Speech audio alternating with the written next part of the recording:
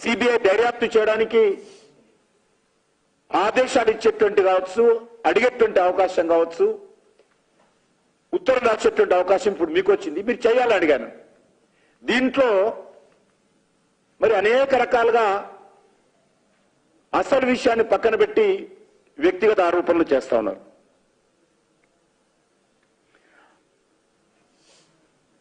నేను ఇప్పుడు కూడా మనవి చేస్తా ఉన్నాను, ముఖ్యమంత్రి హోదాలో రాష్ట్ర ప్రభుత్వం తరఫున ఇప్పుడు రాయండి ఉత్తరం.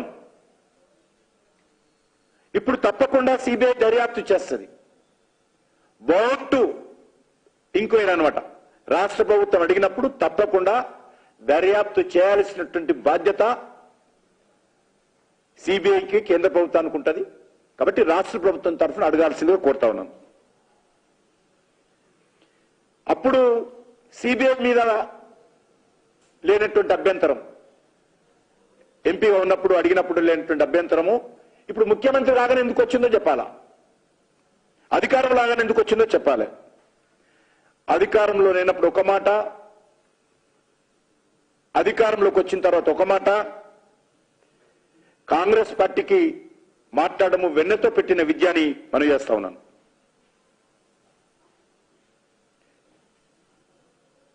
నేను గతంలో కూడా బీఆర్ఎస్ ప్రభుత్వాన్ని అడిగాను సిబిఐ ఎంక్వైరీ చేయాలని. వాళ్ళు చేయలేదు, వాళ్ళు పోయారు. ఇప్పుడు కాంగ్రెస్ పార్టీ ప్రభుత్వాన్ని అడిగాను, మీకు చిత్తశుద్ధి ఉంటే చేయించండి అడిగాను.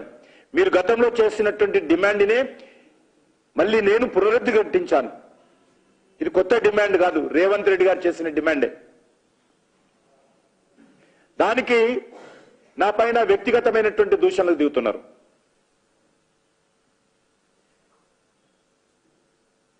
ఈ రకమైనటువంటి అహంకారము బీఆర్ఎస్ పార్టీకి చాలా రోజులు పట్టింది,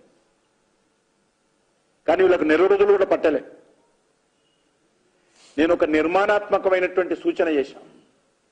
ప్రాజెక్టు గురించి చెప్పా, ప్రాజెక్టులో పొరపాట్ల గురించి చెప్పారు, ప్రాజెక్టులో ఏ రకంగా దుర్వినియోగం జరిగిందో చెప్పా, ప్రాజెక్టులో ఏ రకంగా ఇంజనీరింగ్ ఫెయిల్యూర్ ఏందో చెప్పా, ఏ రకంగా ప్రజాధనం దుర్వినియోగం ఏందో చెప్పి దానిపైన ఎంక్వైరీ చేయాల్సిన అవసరం ఉంది, ఇది పెద్ద స్కాము అని ఒక నిర్మాణాత్మకమైనటువంటి సలహా మీరు గతంలో చెప్పినటువంటి మాటని నేను పునరుద్ధరిస్తుంటే అహంకారంతో ఈరోజు కాంగ్రెస్ పార్టీ నాయకులు వ్యక్తిగతమైన దాడులకు దిగుతున్నారు.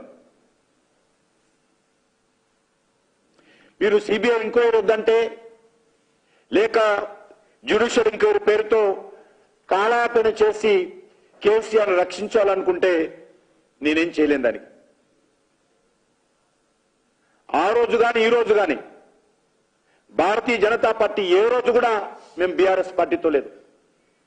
బీఆర్ఎస్ పార్టీతో కలిసిన చరిత్ర కాంగ్రెస్ పార్టీ. ఇదే ఉత్తమ్ కుమార్ రెడ్డి గారు ఆ రోజు బీఆర్ఎస్ పార్టీ కలిసినటువంటి మంత్రివర్గంలో ఉన్నాడు. ఆయన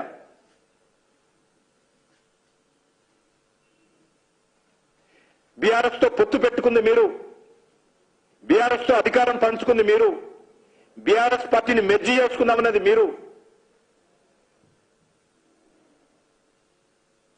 ఈరోజు భారతీయ జనతా పార్టీ ఏ రోజు కూడా మేము బీఆర్ఎస్ తోటి లేము. బీఆర్ఎస్ నాయకుడు మీ పార్టీలో పుట్టాడు, మీరందరూ కలిసి పరిపాలన చేశారు రాష్ట్రంలో, కేంద్రంలో బీఆర్ఎస్ తోటి కాంగ్రెస్ పార్టీ. మీరు భారతీయ జనతా పార్టీని విమర్శించేటువంటి కనీస నైతిక హక్కు లేదు మీకు.